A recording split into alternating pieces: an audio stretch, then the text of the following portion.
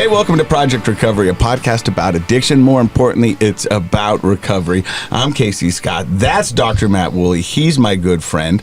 But you've been somewhere for the past couple of weeks, it's kind of a shocking story. Are you going to share some of that? Because I told people I wasn't sure, because I know it's personal and hits close to home. No, I think we should talk about it, and it's a good springboard to talk about an important thing. Some resources available to us, but yeah, this is the longest we've been off the air, right? Yeah, in 4 years. Yeah, this is the longest. Every longest week we've break. met and we've talked to addicts and we've shared the story of hope and walked through a lot of doors together. Yeah, and earlier that day, 2 weeks ago, you said, "Hey, can't wait to the podcast." Yeah, really excited. I was, and I was really excited. And then probably 2 hours later, you sent me something that was, shocking. Well, it is. Yeah, let's talk about it because, most of us kind of go about our daily lives, and occasionally we get reminded that there's real big problems that happen in people's lives sometimes. And, and so much of the fact that, my other job is a news reporter, but I'm a feature news reporter. Right. And people often ask me, what do I do for a living? And I go, well, I do all the fluff stuff. I do all the fun stuff. The fun stuff. I never have to report on death and darkness and tragedy and stuff that the news is really known for. Right. And I hear about it all the time. And I usually know what's going on in the state or the surrounding states or even the national news. But when you sent me this, I was like, holy cow. And this made national news eventually, but it was all over the Portland area. So, as everyone knows, we're both divorced. Yep. Right. But and I've been divorced for a while now. But one of my favorite people still has been my mother-in-law. Her name was Alice Bolin. And Alice was a wonderful person. And, when you're growing up, you always hear mother-in-law jokes, and you think it's going to be terrible. And I don't know what those jokes are about, because my mother-in-law never gave me a reason to do anything but love her. She was a wonderful lady. A fabulous lady, and you were married to your ex-wife for 21 years. 21 years. So I think I met Alice when I was 21, so about 4 years before I even got married. Mm-hmm. And so this year would be 30 years that I've known Alice. And very instrumental in your marriage, she's your fantastic. kids' lives. Yeah. And she's that grandma that I was telling you before we came on. My son, who's 22, still, like, all the kids would either go out to her place or she'd come out here, and she lived in the Portland area, to spend a birthday week. And at 22, he still wanted to fly out, and he went out, luckily, about a month ago, to spend a week with his grandma. Not a lot of 22-year-olds wanting to celebrate their birthday week with their grandma. Spend a whole week with your grandma, right? Yeah. She was that kind of lady. She was wonderful. I think there were somewhere in the neighborhood of 500 people at her funeral, so people can guess she passed away. But what happened is that her husband died of cancer about 3 years ago. Mm-hmm. And they had a couple of friends that were a couple, and that fellow's wife passed away about the same time, I think. And so Alice and this man, Wayne, got married. And Wayne was 72 and she was 80. She just turned 80. And they'd been married almost a couple of years. And he started to have some kinds of mental health problems. We're not exactly sure what they were a month or two ago, or a little bit earlier in the year. And unfortunately, we got the news that he had murdered her. Wow. He strangled her, and she died that day that you and I were texting about the show. And that's not a conjecture, by the way. When he's the one who called 911, and there's a voice recording of him saying that he killed his wife. And so currently he's awaiting trial. And it's just been like living a Dateline story. It's just the strangest, shocking thing. Alice, for people that are runners, Alice, I don't even know how many marathons and half marathons and things that she ran. She talked me into running the 200-mile Hood to Coast relay race a bunch of years ago, and she and I have ran the Ogden Marathon together several times, along with my kids and my ex-wife, and she used to love to come up here to Utah and run the Ogden Marathon and some of the other races in St. George, where she was from the St. George area originally. And she was beloved up there in Portland. I mean, she did cooking segments weekly. So it was interesting because she was a kind of like you, kind of a feature person that everyone for the last 10 years had gotten to know in Portland, because she would come on the local news every month and do a cooking segment. She was a wonderful chef and a brilliant cook, and I noticed when I watched some of the news stories about her passing that they got choked up because they knew her personally. And loved her, and it's affected you, your kids, your ex-wife. And well, to be honest, it's probably just in the last day or two that I would be able to sit here and talk about it, because it's just been, just an unreal, tragic, and unnecessary situation, obviously, as all, murders are. They don't need to happen. And this woman was healthy. I think she probably would have lived to be 100 at least. I mean, she was still at 80, still running every day, 6 a.m. Wow. Yeah. And just a tremendous person. So our heart goes out to you and your family and everybody that's been affected by this. And she had a wonderful network of friends and family, and people came from all over the country to attend her memorial. And you and the whole family went up there for the funeral. Yeah, we all went there, and it was a horrible reason, but a wonderful experience to reconnect with a lot of that side of the family that I haven't spent much time with since the divorce, but they welcomed me, and of course they're just a wonderful family. They really are. And the reason we're talking about it is because you thought this would be a good way to talk about domestic violence, because a lot of times domestic violence goes hand in hand with addiction. Addiction and mental health issues are usually, I started looking up stats, and then I realized I was going to be late, so I had to come over here.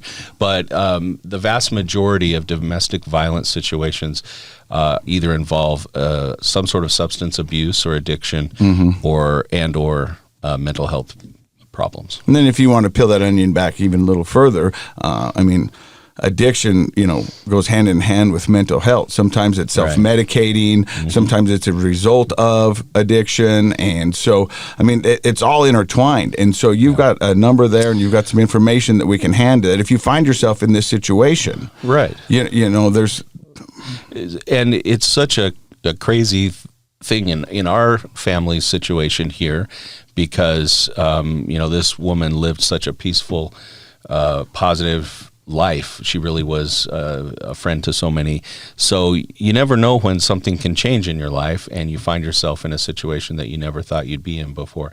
And so I did want to take this as an opportunity to remind people that Utah, we have the Utah Domestic Violence Coalition, and I've been on their website the last couple of days thinking about what I talk about, and it's vc.org, and there's just so many resources there.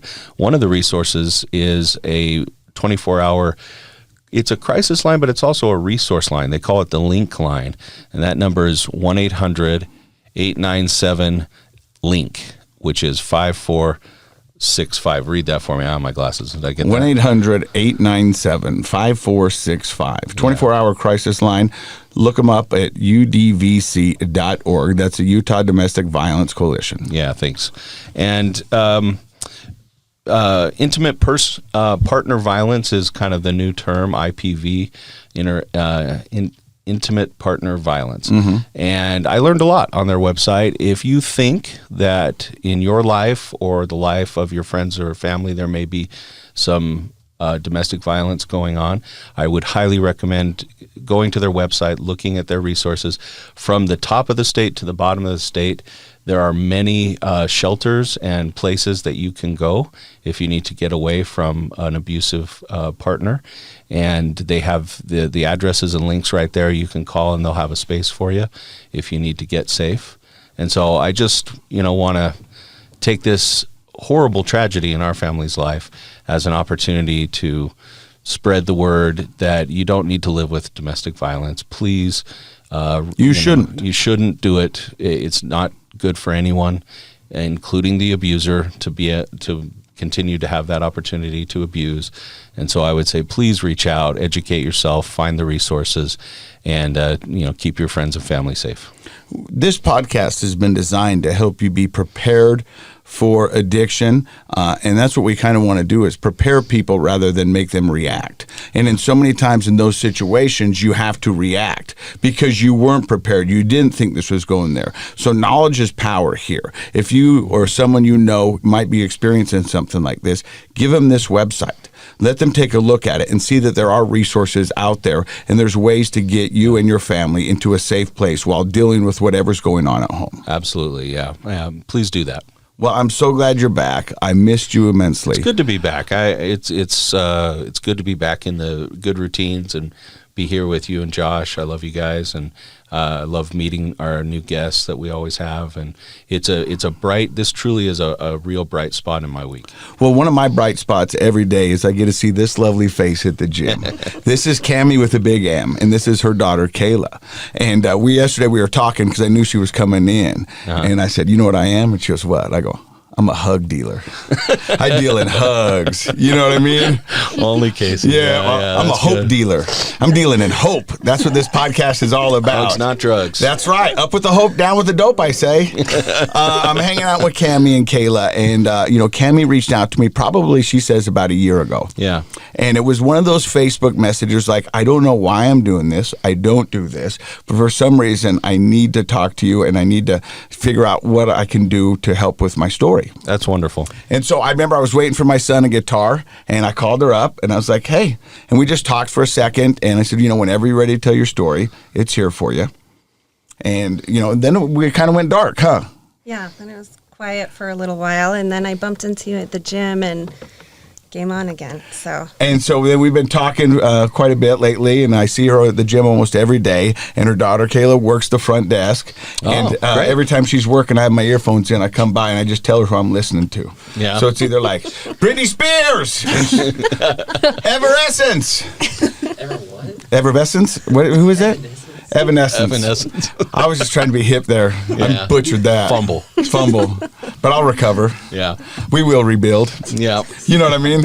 I don't think you should advertise the music you listen to. Really? Honestly. I'm pretty sure that's what Kayla thinks too. Because every time I walk away, she looks at her friend and they're like, oh. I'd explained to her who Janet Jackson was, and she just found out Michael Jackson was in the Jackson 5. I don't think you're doing a good job, CaMi. I'm not. I clearly am not. There's some she has historical no idea. things. Before we get to your story, I want you to tell everybody real quick, because let me see if I can show Dr. Matt in my phone. This is kind of cool. And this is one of the first introductions I ever got to CaMi. What does that say right there? CaMi? But what's different about it? The M is big. Okay, CaMi with the big M. Okay. So why is it CaMi with the big M? Because she made me put it in my phone like that. Right, the correct way. CaMi with the big M. Okay. CaMi. So my daughter's name is Kayla. And big C. So it had a big M at the beginning and then a big C because her father's name was Matt and mine was CaMi. So she asked me when she was learning to write her name, "Why is the C big?" And I said, "Well, it's for CaMi because I'm a part of you too." A couple of days later, I was writing my name, CaMi, and she said, "Why isn't the M big for Michaela?" So I said, "You're right. I will make the big M for Michaela." So ever since then, I've just written it big That's for her. cute. I love that. A little connection there, yeah. So we're going to hear CaMi and Kayla, or Michaela's story, coming up next. You're listening to Project Recovery. Hey, welcome back to the podcast, Project Recovery. I am Casey Scott. That's Dr. Matt Woolley. Back from, it's some tragedy that's happening in your life. Yeah. But what we want to do is keep to be as consistent as we can on the podcast. Well, I think over the last 4 years, we've done a pretty good job. 2 weeks is the longest we've gone with replays. Yeah, it's been a while. But we wanted to bring out the show in a big way, and so we've got a wonderful guest. Her name is CaMi with the big M. This is a year in the making. Yep, year in the making. Well, you know what, which is not uncommon. Right. Because I get a lot of people who reach out, and somebody said, "Hey, you should do the podcast," or they want to do the podcast, and there's a vulnerability side to it where they're like, I don't know if I want to put all my business out there. That's not lost on me. I am really impressed with people's willingness to come on and talk about some very personal things in their life. I was thinking about it the other day, and I'm coming up on my 5-year anniversary of sobriety. All right, yeah. And in that 5 years, I have met people that I didn't know prior, that didn't know me as an alcoholic, didn't know me as a party guy. And so all they know is sober Casey. All they, you know what I mean? That's and weird. Yeah, it is weird. But the thing about that, and sometimes because I share everything. I'm an alcoholic. And they're like, Yeah. oh, I didn't even ask. Yeah. My dad's a drunk. That's one of my favorite stories. That's my son, Yeah. But I do it because it helps me. Sure. In the recovery world, they teach us that our secrets keep us sick.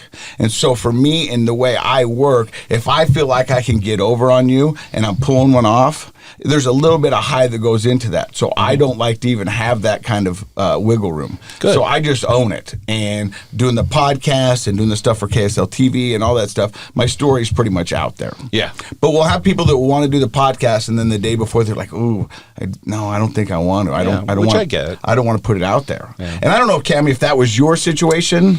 No, I have been putting it out there from the beginning. I've been you'll hear throughout the story, it got out there for everyone anyway.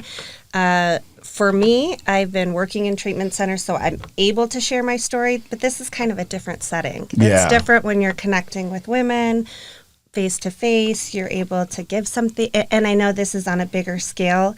I wanted to do it a while back. I did get a little gun shy, but I'm ready today. Okay. Yeah. So where does the story of CaMi begin? Did you grow up here in Utah? I did grow up here in Utah, yes. I have a big family. I have 5 brothers, 1 sister. I was brought up in a very religious culture.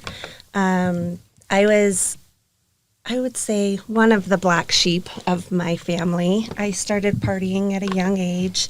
Where are you in the order? Are you the youngest, the So oldest? I have one little brother, but he didn't have the chance. So I'm basically the baby. He's raised a lot of me. He's helped out a lot. So yeah, I'm kind of the baby in this situation. All older brothers, and an older sister. When we moved around a lot. My dad changed jobs a lot as I was a kid. I was like 8th grade president and straight A's, honor roll. And then we moved to a new school and I didn't have any friends. Mm-hmm. And so the friends that I started connecting with were friends that were a little more wild than I had expected or had any exposure to previously. We started drinking. But that, you know what? That's really not uncommon. I was going to ask, how old were you when you moved to the new school? That was the first year of high school, so my sophomore year. Okay. And that's, if you can help it, parents, not moving your kids when they're in their teen years is really a good idea. I know it's not always possible, right? But the reason for that is sometimes you go from one situation to another and it's hard to break into the social groups. When you're an adult, that's still disappointing, but not a big deal. But when you're a kid, your social group is part of your developing identity. And so there are certain kids, the party kids usually, who are usually very welcoming. Well, because the price of admission is just your willingness. Not being judgy and willingness to party. Yeah. Yeah. Right? You know what I mean? Exactly. It's like, hey, you go to a new school and you try to break in with the student body officers and they don't want to share the limelight or they might not be so inviting. But you go out to the parking lot and the guy goes like, hey, do you want a cigarette? And you're like, yeah. They're like, oh, that guy's cool. Yep. You know what I mean? It's as simple as that. Yeah, it really is. And so that sounds like your situation. You went from having a core group of friends and being involved. You're a president of your 8th grade. And then what was it like trying to break in at the new school? It was horrific. I mean, there were a few lunch days by myself. I didn't know who to sit with or what to do. I cried a lot. I knew a few girls from the school, but they weren't very kind to me or they weren't very welcoming to me. And so I got this group of friends and they were rowdy. Yeah. They were rowdy. And so my first drink was my sophomore year in high school. And it progressively throughout high school, partied a lot. On weekends, we'd drink. I mean, I got kicked out of school once for bringing vodka to school and getting the cheerleaders drunk. Like, it just was a big mess. Sounds like something Casey would do. Yeah. Yeah. They would. I was a mess. Cheerleaders Yeah. But nobody starts out in high school, you're going like, man, I'm going to become an alcoholic, No. or I'm going to become a druggie. No, I think it's that need to No. affiliate, right? Like you To fit in somewhere, You were to describing have a eating friend. lunch alone. I'm Right. 51. That sounds amazing to eat lunch alone. No. But when you're 15, No. it sounds horrible, Yeah. right? You feel so Right. self-conscious, and so you wanted to have that affiliation and connection, and did. So we do what the other kids are doing. Yeah. Right. So, CaMi, when you took your first drink as a sophomore, like we've had people sit in the seat where you're sitting right now and said the first time they took a drink, it was life-changing. Like so much in the fact that they felt they could be the person they always dreamt of. They didn't have the anxiety. You know, when I had my first drink, I didn't have any of those No. feelings. It just, I was like, to be honest with you, I just wanted to choke down this beer and see what it was all about. Right. I mean, I didn't have any of those anxieties. Yeah. You know, but there's some people who take that first drink and they go, no, It's like self-medication. self-medication. No, it was not a game changer for me. Same thing. I choked it down. I thought the beer was disgusting. Something was rotten. Like it wasn't tasting like Is it anything supposed I to taste like this? tasted. Yeah. Exactly. It's supposed to taste exactly. And I didn't like it. I didn't like it at all. And then coming from a family that was religious, then I had this shame built. Like, oh man, you're drinking when you're supposed to be doing other things. So then I felt really bad about myself. And that's pretty common, Dr. Matt, that how instantaneously that shame can come upon you. And one of the problems with shame is it's not about the decision you made, it's about you.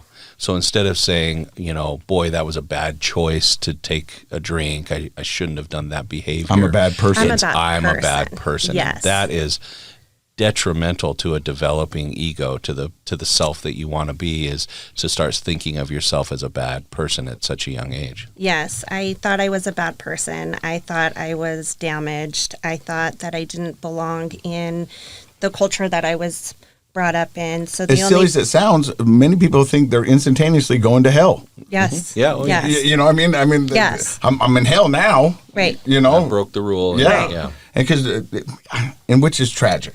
Right, and it was. And with alcohol being a depressant, I started getting depressed. I started feeling like not only did I not belong, but I didn't feel right. I would try to talk to my mom about the way I was feeling, and my parents did a great job raising their family, and I have nothing bad to say about that, but it wasn't an open culture where we talked about emotions like we can now, or like, how are you feeling, or like, what does that make you feel like? It's more like, you're depressed, let's take you to a doctor and get a pill to fix that, because It's above my pay grade. Exactly. They did great. My parents were amazing, but they didn't have an open space. They weren't able to hold space for like vulnerable emotions, because I'm sure they didn't know how to deal with them either. Well, I as think children. that, it's only really now that we have an open dialogue about mental health. And even now, we still have a lot of stigma with mental health. Right. I work with families all the time where I have to try to destigmatize what their attitudes about things like depression or anxiety are. It's interesting when somebody will say, well, I don't have a family history. We don't have a family history of depression, for example. And I know the right questions to ask. Well, what about this behavior in your family, this behavior? Well, yeah. I'm like, those are all signs of depression. What you have is a family like everybody else who struggles with depression or anxiety or other mental health issues, but no one's talking about it. Right. But instead of blaming, we just want to understand. And you know what? My parents' generation also, I don't think they would know, they're not equipped to have those conversations. Our parents grew up nobody with, taught them, right? We Our didn't parents talk grew up with about it John in Wayne, school. where you rubbed dirt on it and you wiped it off, and only sissies talked about their Well, feelings. my dad is a loving, kind guy, but I have several memories of him saying, well, are you bleeding? And I'm like, no. And he's like, okay. Like, that was the end of the conversation. Like, now I know there's such a thing as internal bleeding, Dad. That wasn't talked about. So you get kicked out of high school for getting the cheerleaders drunk. I did, yeah. And after high school, the drinking just kind of continued. Did your parents know you were drinking during high school? Yeah, I mean, they knew when I got kicked out of high school. They asked. Again, I was the youngest, so they cared, but they were busy. They had 5 boys playing sports and doing scouts and doing all these other things. Yeah. And so, yeah, they knew, and they were disappointed. They Did let you me feel know a they little ignored? At the 100%. caboose of the family there? Yeah, absolutely. Absolutely. I mean, they were tired.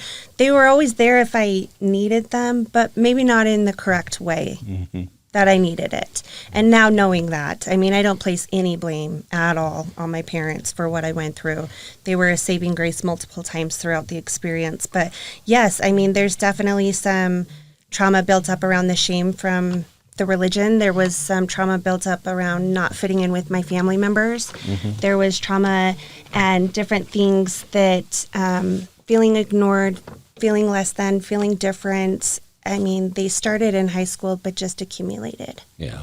So you graduate high school, and where does your story go from there? So raves were popular. You know, I went to a few raves. I did cocaine a few times, maybe some ecstasy, but mostly it was just drinking. I got into a few relationships that were less than healthy, and we drank quite a bit. That was the story, continuously drinking until I got pregnant. I got pregnant when I was 20 years old with Michaela. And that'll be a good time to bring in Michaela, because Michaela, it's interesting because I'm listening to your mom's story, and she's sharing kind of her childhood and her upbringing, and now she's about to just part of the story where she's 3 years older than you. And I hear her story, and then I look at you. What does it feel like to sit here and hear your mom's story? It's hard, but also it's like my mom can do anything. Like, she came from a really dark place, and now she's like the best person I know. It's amazing. And I mean, I think it's hard to picture our parents as not our parents, right? Like, you know, picture your parents as young people that are doing what young people do, sometimes making mistakes. But I think that's really great. Obviously, there have been a lot of opportunities for you to learn about the dark place your mom came from, and contrast that now with the person that she's here, and she works with other people and brings so many good things to other people's lives. I bet you're proud of her. Kayla, so I'm going to let you in on a little secret. Parents don't always know what they're doing. I mean, it's shocking. Dude, you're not supposed to say that. I know, but it's like my kids, they'll look at me and they're like, you know, you as kids, you think that as parents. They know what to do in we know all what we're doing. Yeah. We don't know. And we just like you were talking about your parents, we only know what we know. And a lot of it we learned from our parents who obviously got us where we're at here. Right. You know what I mean? So it's this cycle and this chain. And so that's why it's so good to see you here with your mom, because it means that there's going to be a break in that chain. There's going to be some changes. And I'm so glad you're here. So you find out you're pregnant with Michaela. Yes. The drinking slows down. I leave all my friends. I stop drinking while I'm pregnant, and probably a year or two after, just being with her. And then slowly started dating the wrong people again. Mom will watch her while I go out on a date. Do you think you felt like there was some of, because you had her at a pretty young age. I did, yeah. So do you feel like, you know, you get a free pass every once in a while because mom's going to watch your daughter? Absolutely. And so you're going to go do what the rest of the 21-year-olds are doing. Absolutely. That's exactly what I did. Mom and my dad loved her. We were the only ones home now at the time, and they were happy to watch her. So I could go out, drink a little, come home, and get back to the same, you know, being a mom and working. And it wasn't until she was a couple years old that I started getting into some toxic relationships where drinking was the keystone there.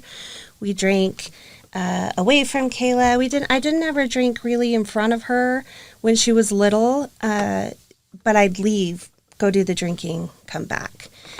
Some of the interesting that we were talking about domestic violence, some of those relationships got to the point where the drinking was so bad, there were some domestic violence situations where it didn't slow it down, though, because not only did I not have a space to talk about it, I didn't know how to ask for help. I didn't know what to do, so the shame comes back up again, you know, from the abuse or the things that had happened, even though I felt like I was the key person in that abuse. Like, if I wasn't dating these people or in this situation, I wouldn't be here, so I carried more shame. You blame yourself. I blamed myself for the whole situation, yes. And when Kayla was about 5, I married a man who was an incredible father. He had 3 children, 50-50, and with her having her father absent from our lives, it was really like a game changer for me. I wanted to be with this man because I saw that he was an excellent father. He took Kayla in like she was his own, and it was, he drank every day, probably an alcoholic, but it didn't seem bad. It seemed good. It seemed okay. Some people can manage it. Yeah, and he did. He managed it well. I was the problem then because I got my first DUI in 2011. And here we had created this little family with 4 little kids running around, and I had to blow in a breathalyzer and do I've all done of that. Yeah, so then I was married to him for 3 years. In 2014, I got into a bad car accident. And in this car accident, I had to get an MRI. MRI showed that I had bulging discs, herniated discs. My spine was shot. So they gave me pain pills. Now, is this your first experience with pain pills? I had used them before, like maybe as a party thing for the weekend, but this was my first bottle of my own prescription where I just take it daily and As prescribed. Do you As remember what it prescribed. was that was prescribed? it was Oxycontin. I think they called it Roxy then, but it basically Oxycontin. Mm-hmm. And it started out with a couple a day, and I would take it as prescribed, and then eventually it wasn't doing exactly what it was doing before, so they'd increase it. Mm-hmm. They gave me more. And let me ask you a question. When they prescribed you this Oxycontin and you took it as prescribed, now you'd already talked about having your first drink of alcohol, and there wasn't some kind of life-changing thing. Was there a life-changing experience with the Oxycontin? Did it do something different? It did. I wouldn't say when I first started taking it. When I first started taking it, I thought I was managing pain. But then you kind of have this down crash, right? Where that next pill will bring you back to where you need to be. Mm-hmm. So I learned that feeling, if I take the next pill, I can be okay. If I take the next pill, I could be okay. And then I started doing things like chewing them because they would work faster. And then I started doing things like snorting them because that worked even faster and harder and longer. And I ruined my marriage. Because of the pills? Yeah, there were multiple other things that played in place, but I'll take responsibility that I was a mess. I was using my prescription pills wrong. And I assume drinking at the same time? Yes, and drinking, yeah. Which is a big no-no. Yeah, I would take Huge 2 no-no. shots of whiskey every night to help with my back pain before I went to bed. Isn't it crazy the things we can talk ourselves my into? gosh. Like Justify it? Yeah, justify it. Like, no, this is going to help my back. My back. No. And I have an MRI to prove it, right? Yeah. So Probably a picture of it on the fridge. Yes. In case anybody ever questions. Yes. Just point. Yeah. exactly. And so I started getting the euphoria from the pills. I started misusing them often. I started running out, so I would have to buy more. So I would sell and buy. At this point, I ruined my marriage. I got her and I a new apartment in Kaysville. It was a little old ghetto apartment, but it was the only thing I could afford by myself. How old was Kayla at this point? 8 by the time I left. 5 when I got married, 8 when I left. Okay. So she was 8 years old. We were in this apartment. I was buying and selling these pills. Had they stopped prescribing for you? No. No. Okay. No, they even gave me more. Yeah. I manipulated my way into telling the doctors like it's working, but not as well as it used to. And then they were like, well, maybe you need something in between pills. So they'd give me like a morphine one to put in between the Roxy ones. And it was that just seems like kind a of great idea. Yeah, right? So Let me ask you, But Kayla. in fairness, we can look back on those times now. We understand better. right. But at the time, docs were just trying to manage pain, and Yes. they Yes. were doing the best they could, I think. Right. When you were 8 and you moved into the little apartment, how vivid are your memories of that? I only have bad memories of that house. It's the only thing I remember is bad stuff. The reason I ask is because I have kids and about your age, and they've gone through some of this, and I asked them about that. You know, what do you remember? And it's crazy because I know there was some good times, but the bad memories are That's what they remember. That's what they remember. Yeah. Well, it's it's family trauma, right? Like we're talking about your addiction, but your addiction is her addiction. I mean, it's a family disease. It's a family disease, and that's the tragic side, but it's also the solution side, you know. Right. So you're selling in and out of the little apartment. Yes, I am. And this is going on for over a year, going into 2 years.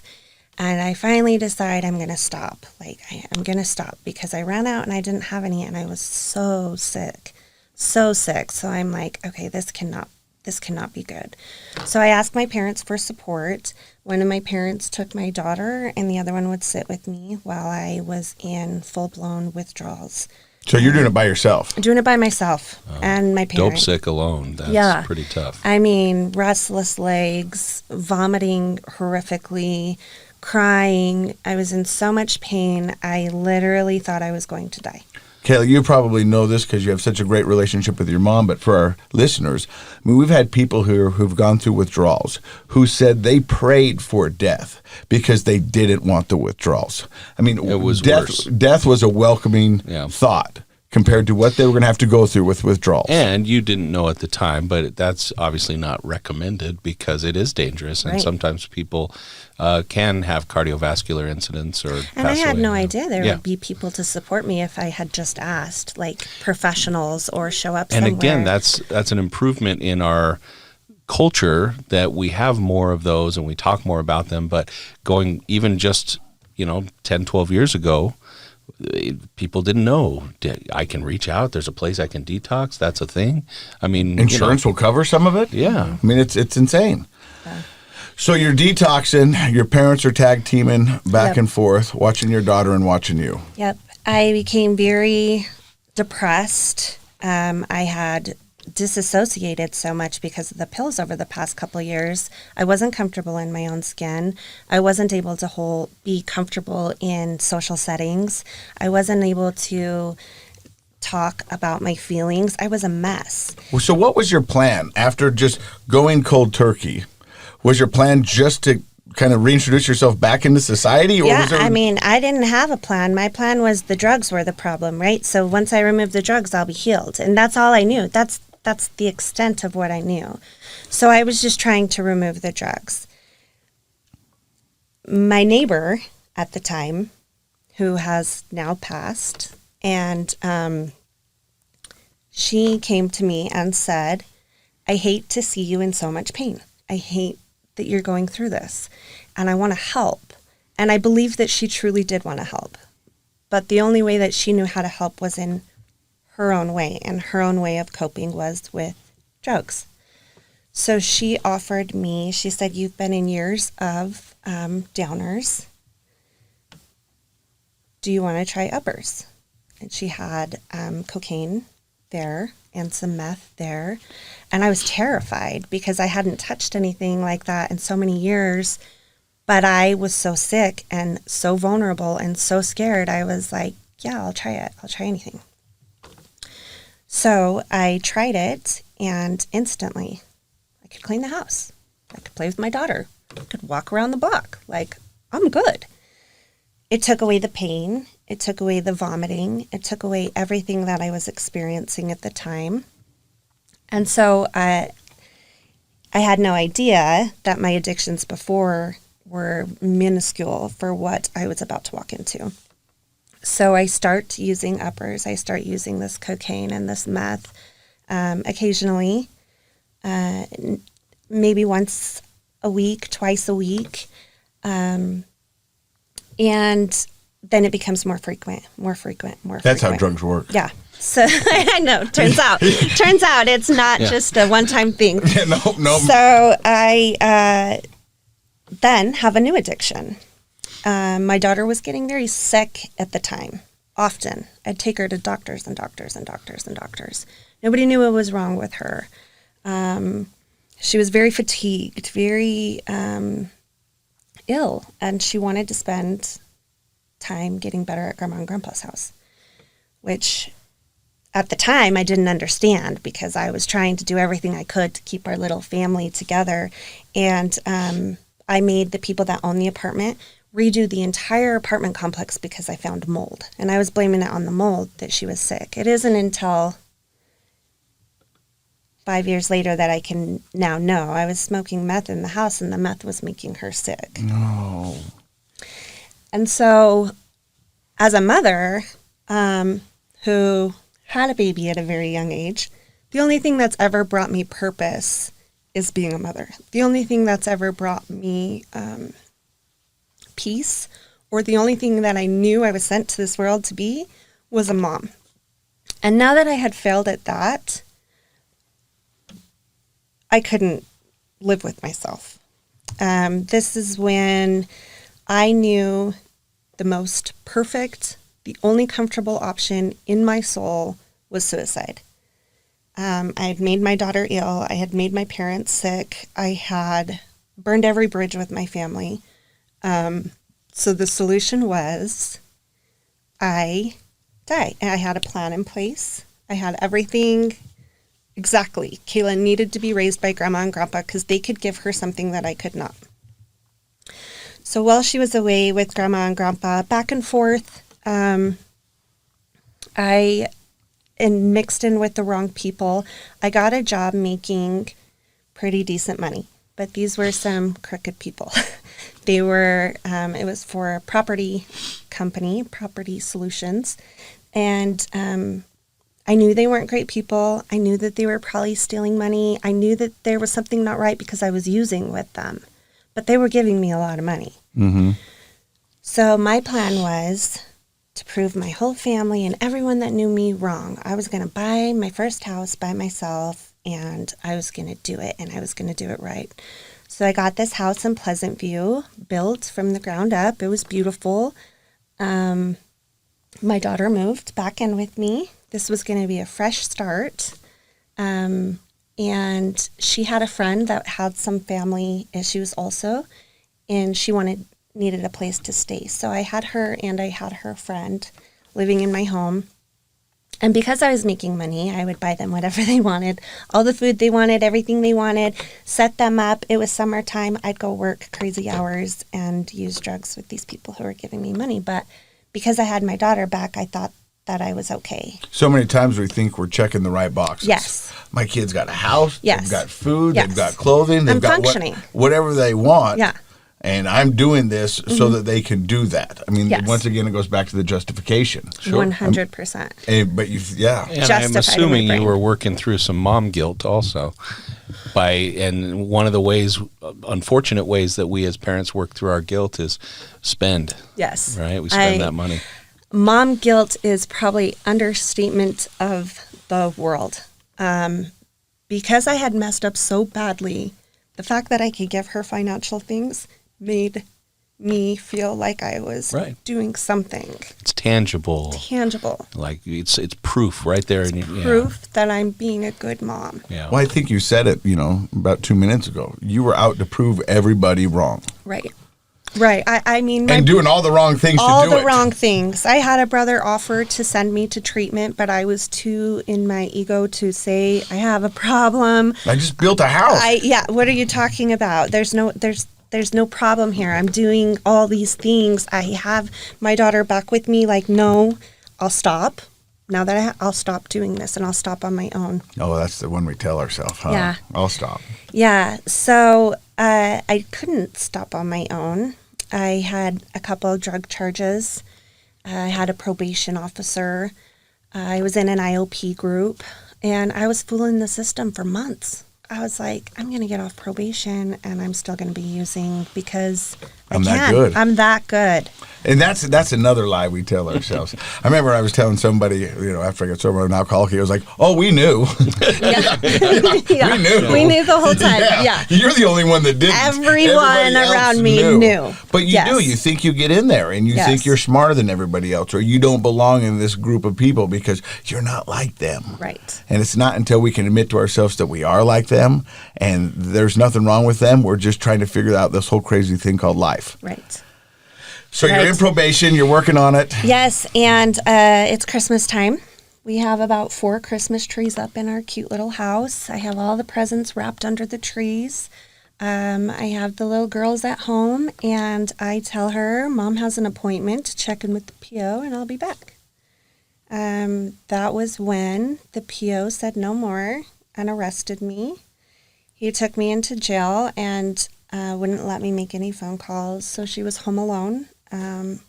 Left alone for I don't even know how long until she got a hold of my mother, who came and picked her up that night. She spent the holidays with my family. I spent the holidays in jail. There's quite a few really dark days in my life, and I'll touch on a couple of them, but one of them was waking up Christmas morning in a jail cell with a daughter that you're not with for the very first time in her whole life. You've messed things up that badly. While I'm in jail, my house gets robbed, and then I get evicted for not paying because I'm in jail. My family all go and clean out this house while I'm in jail, and I do 62 days. And 62 days off of drugs, like, I'm healed. Like, I think in my mind, like, I removed the drugs. Like, now I can get out and start my life over. Like, I'm good. So in jail, I am happy to have somewhere safe to be. I'm happy for the food. I'm happy for the sobriety time. And I'm happy to start my life back over. I'm really, like, in a good headspace. The day before I'm supposed to be released, let me back up just a little bit. In that addiction in that Kaysville house, there were rapes, there were sexual assault. I was held at gunpoint on more than one occasion. I had some pretty dark days there. I don't think that even compares to the pain that I felt the day before I was to be released. A social worker came to the jail and said, well, your family cleaned out your apartment. They brought in all the paraphernalia, and you are not allowed to see your daughter when you leave here tomorrow. That's the most pain I've ever felt in my entire life. I had no house. I had no job. I had no daughter. She was at my dad's, and I wasn't allowed to go there. I'd burned all the bridges with my family members. So again, the only solution was suicide. This life would be better. This world would be better. My daughter would be better. My family would be better. I cannot. I am uninterested in a life without being a mom. I'm uninterested in a life without Kayla. And so I get released to the street, and I call my mom, and I tell her that I'm done, that please let Kayla know I tried. Thank you for taking care of her. Sorry that I messed things up so badly. She said, you're not even going to try and fight for her? And I said, how? Like, again, we go back to the lack of knowledge of resources. What do you mean? Like, DCFS take your children from you. They don't give you your children back. That's not what DCFS does. Like, they removed my child. I don't want to live. I don't. And she's like, well, maybe you should try. Maybe we could make some phone calls and see what we can do. I'm like, Mom, they don't just give you your kids back because your grandma calls and asks for them. Like, that's not the way this works. So the next day, I get a call from social services saying that I could have a visit with my daughter. So I'm like, okay, suicide plan can wait a few more days. I'm going to go have this visit with my daughter. And when I see her, I was just so full of joy and also so crushed that I had ruined things so badly, that I had destroyed. It's always been the two of us, and I had destroyed the two of us. The social worker said, if you want these visits to continue, you have to go to treatment. Treatment to me was like celebrity rehab. Like, you have to have $100,000 and go somewhere on an island and get better. Like, I didn't know that the state would fund treatment. I didn't know that I had options or resources that Medicaid would help with. So, considering my only other option, I decided, okay, I'll go to treatment. I'll go to treatment, and they promised that I could see her once a week as long as I stayed in treatment. So at the time, it was called WRC, it was Women's Recovery Center, and I went to treatment there. It was a 90-day program. I got to see her once a week. We were building on our relationship. I was trying to put the pieces back together. I was staying sober and clean. And right before I graduated that 90-day program, I had shared my ibuprofen 800 with a girl who had a toothache, but that was dealing drugs and against the policy. So they made me go do another 2-day sanction in jail and then come back and start my program over. So another 90 days? Another 90 days.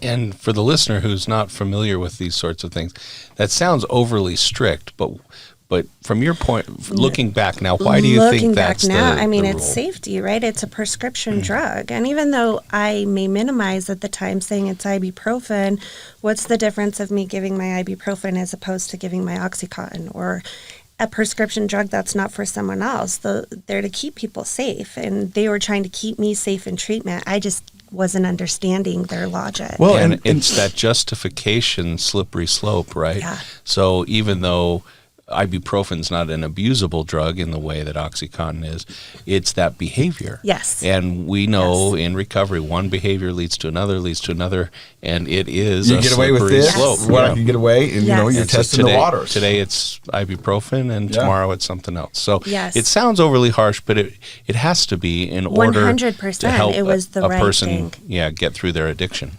So you go to 2-day sanction. 2-day sanction, another 90 days in my program. So now you've been there half a year. Yeah. So the first 90 days, I was jumping through all the hoops. I was checking all the boxes. I was doing everything I could to get my daughter back. The second 90 days, it was a powerful thing where I learned to not only love her, but I learned to love me, which was foreign because here I am, 35 years old, and I had never loved myself or had respect for myself for some of the things that I had been through and some of the things I put myself through. So I know it was God's plan the second time to go back, learn your worth, learn your value, do this for you also. So I am so grateful for the rules that were in place in that program. I am so grateful that there were people that were safer than me to say, call me out on my behaviors and say, no, this is not the way it works. Let's try this again. At the time, I wasn't. I tried to pack my bags and leave. I was throwing a fit. I was hot. At the time, I was not having it. But now looking back, gosh, I wouldn't have made it if there weren't safe people around me keeping those rules intact. So after you graduate the second 90, where does your story go? So from there, I get Kayla back full time. We move in with my boyfriend, who was also facing, he wasn't a drug addict, but he was an alcoholic.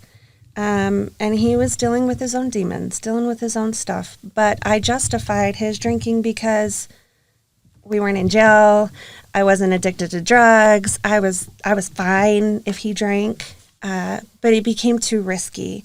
those domestic violence situations would come back up. They would start to arise.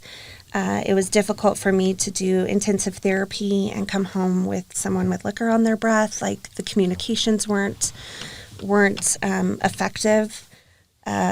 So I decided that enough's enough, and I gotta move out. So he packed all my stuff and put it in his storage unit. Kayla and I are finally back together with nowhere to live. Back on couches, slept at a friend's house, slept at Dad's house a couple times. Didn't know how I was going to do it. Then I get a call from this attorney who told me that after 3 years, my disability had gone through and they had $18,000 for me. I don't even remember applying for disability. I was so far in my addiction. They had every detail of my life that I had given them, but I don't remember any of it, like none of it. And so I know, again, it was all God watching out for me 100%. So when I got that $18,000, I paid off my court fines, I paid off my eviction, I paid off everything in collections, I was debt-free, I got a little car, and I got us into a little apartment. And that's kind of where the healing began. I mean, treatment is where it began, but in real life. I had her back. She was in school. After I finished my IOP program and a few little jobs, I got a job at a treatment center. I had to have a 1.5 years sober prior to doing that, and I had that. And so once I got that job, I started as a house manager, and I was there for 3.5 years and just kept working my way up. And so I got to be in multiple different positions in that job. She stayed in therapy. I stayed in therapy. More importantly, we shared quality time together. You know, we talked about buying her off before. This is what it meant to, like, have her back. We could sit on the couch and do homework. We could talk about her broken heart over her boyfriend. We could go get ice cream when she's on her period. I mean, just things that moms and daughters do. So those years were really healing and beneficial for us to kind of come back together and start to rebuild. You're really connecting. Yes. You know, being together is not a connection, right? Right. And what do we say about connection on the show? Well, the opposite of addiction is not abstinence. The opposite of addiction is connection. Yeah. And you've got to find that connection, and you've got to find your people. You got to find your group. You got to find those people who believe in you, even when you might not believe in yourself. Yes. And people that will want the best for you. Yes. And that's what it is. It's connection. Yep. Your story has had me choked up, had chills and all that, and I just keep looking at your daughter, and because I've put my kids through something similar, and that's the toughest thing as a parent. And I say that as a parent because I'm a parent, but I look at you in your face, and when you see your mom, what do you see?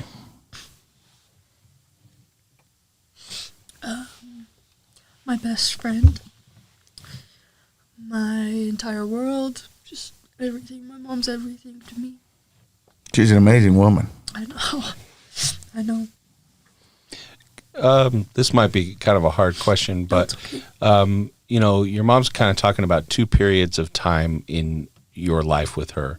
One was at the house where you had a nice house and lots of gifts and presents and, you know, all the food and fun you could stand, versus living in the little place and just the two of you connecting and going for ice cream and doing homework. What's the difference in your mind between those 2 periods of time in your life? So at our apartment in Ogden, I had no idea that my mom was using. She was just always at work. She was making money. She did her own thing. It was summer. I got to live with my best friend, or my best friend got to live with us. We would go hang out with the neighbors. We would pretty much do whatever we wanted. My mom even took me and 5 of my best friends to Bear Lake. Like, life was good. I had no idea about my mom. Until my grandpa told me that I was going to stay with him for a while. So we went to the Ogden house so I could get my stuff, and it had been broken into. There were, her mattress was flipped upside down, cut open. There were pills everywhere, papers everywhere. I had no idea. I was like, okay, someone broke in. Obviously, I don't know what they're looking for. I had no idea. And then when we got our newer apartment and we started spending more time together and just rebuilding everything, it was completely different.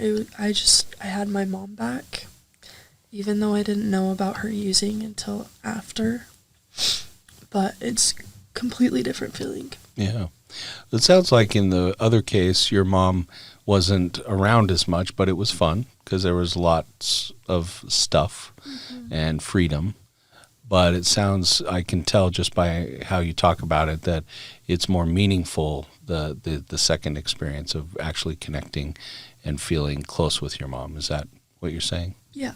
Yeah. And I think that's, back to like the mom guilt or parental guilt, which we all have at times for various things.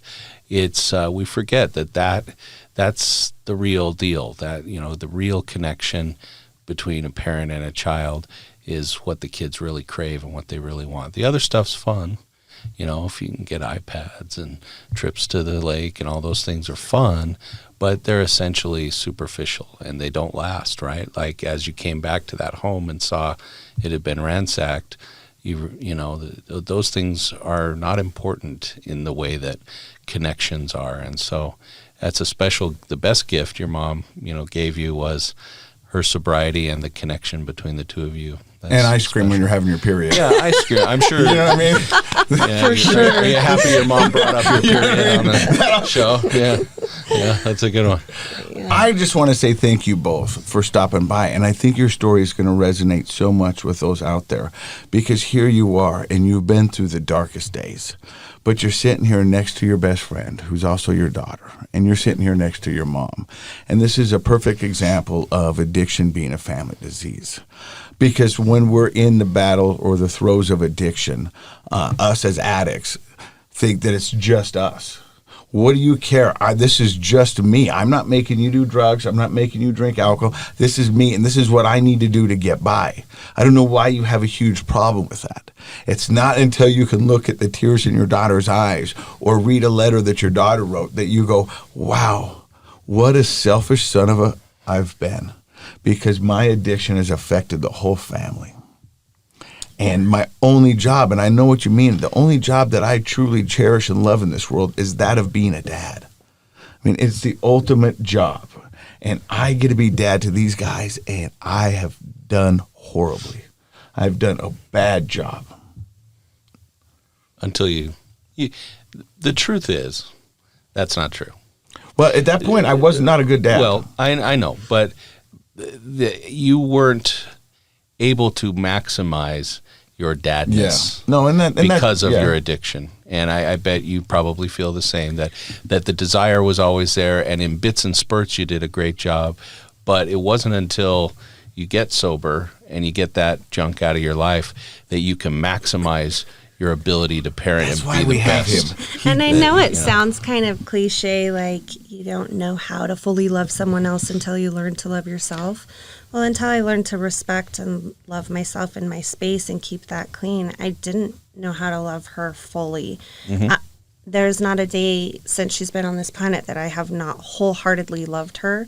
I just didn't know how. I was so broken, I didn't know how to take care of me, let alone a child alongside. And my family was there, and I burned all those bridges too. But now I'm very close with my family. Now we get to have barbecues on the 4th of July and swim and connect. And, all of them individually have come, and, I've got to make most of my amends. And for the most part, we're all very connected. And the only thing that changed in this family addiction at the time was me.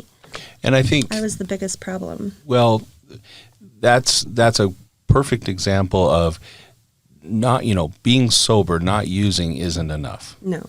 right? And when you mentioned your second 90-day, your bonus 90 days. Yes. That was one of the things you said, is that you learned to love yourself. You slowed down and became, I call it introspection. You learned to accept yourself for who you are. It's amazing the horrible situations people find themselves in when they don't have self-love.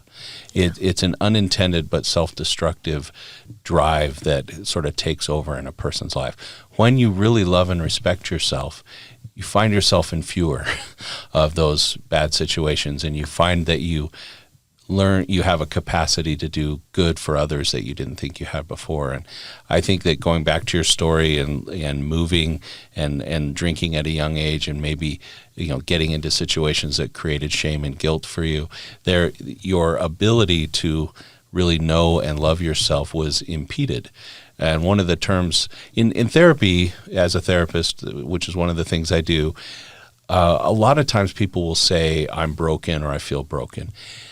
And I totally get that. I get that feeling, and I'm not saying they're wrong. What I like to help people do is change their way of thinking about that into the term underdeveloped.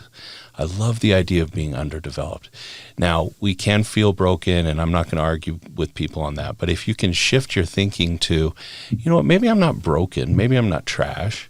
Maybe what I am is underdeveloped. Maybe experiences, addictions, abuse, things that were in my life before stopped some of my personal growth and development. Stunted. Yeah, and if I can get into that, if I can catch up on my development in important areas of my life, I'll finally be the person that I wanted to be. And I think that second 90 days helped some of your personal development catch up. Yes, and like when you talked about shame, one of the biggest things that I learned was, Brene Brown says the difference between shame and guilt. Guilt is I did something bad. Shame is I am something bad. And me learning the difference between those two, and also having support that when I was not able to do it by myself, I didn't realize I could ask for help. And knowing that there were people that would be willing to help, that there's resources out there to get the help, because I wasn't bad, but I did have a lot of damage that I didn't know how to carry by myself. That's very well said. What are you doing to help others right now? Because I know that's something you do. Yes. So I have done a widespread. So I worked at a treatment center for a while. I ran a Davis County Addict to Athlete chapter for a little while. I taught yoga at multiple different recovery centers for men and for women. I've spoken to youth groups on mental health. I have worked on my own recovery through constant therapy. Nature does a lot for us, does wonders for us. Right now, I am starting with some dear friends of mine to help open up this new recovery center for women in addiction. So I'm super pumped to be on board with that. It's going to be right there in Morgan. Yeah. Can we say that? Yeah. I just did. Yeah. Yeah. We love Morgan. We love Morgan. With Ryan Brown and John Redd. Yeah. So I knew that would be the answer. Listen to all the good stuff that she's doing. Amazing. And that is other than your mustache, that's my favorite thing Yeah, it's about pretty good. coming in here every week, is because I had no idea. I'm a psychologist. I work here in the community. I'm not an addiction specialist psychologist. I do other things. But of course, you work with people, you work with addictions, right? But I had no idea how full our community is of people in recovery doing such great service and so many good things for our community.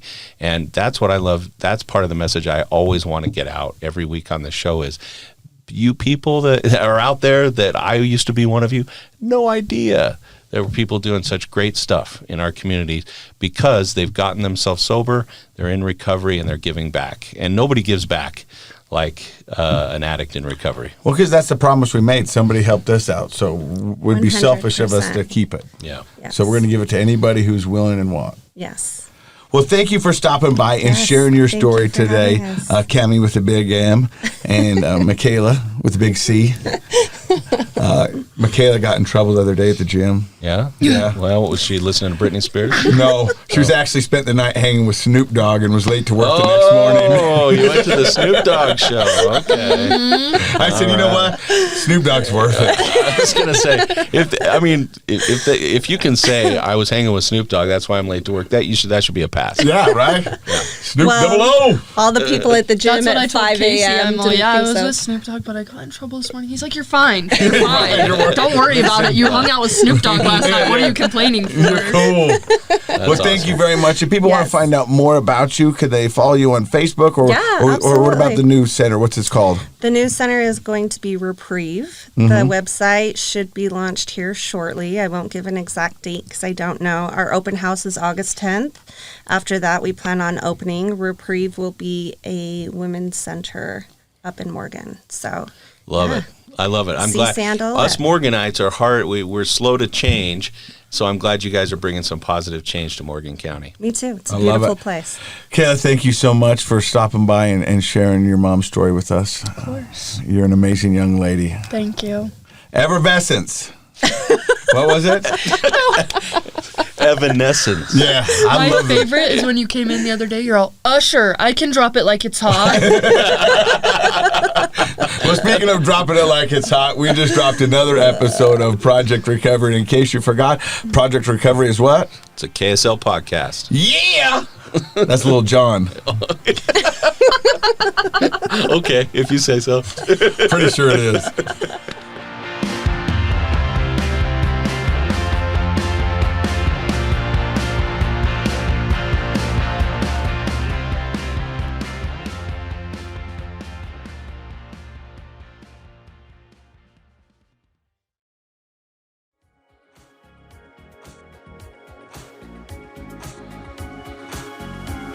The contents of this program are for informational purposes only. The program is not intended to be a substitute for professional medical advice, diagnosis, or treatment. Always seek the advice of your physician, licensed therapist, or other qualified health provider with any questions you may have regarding a medical condition. Never disregard professional medical advice or delay in seeking it because of something you've heard on this program. KSL does not recommend or endorse any specific tests, physicians, products, procedures, opinions, or other information that may be mentioned on the program. Reliance on any information provided on the program is solely at your own risk.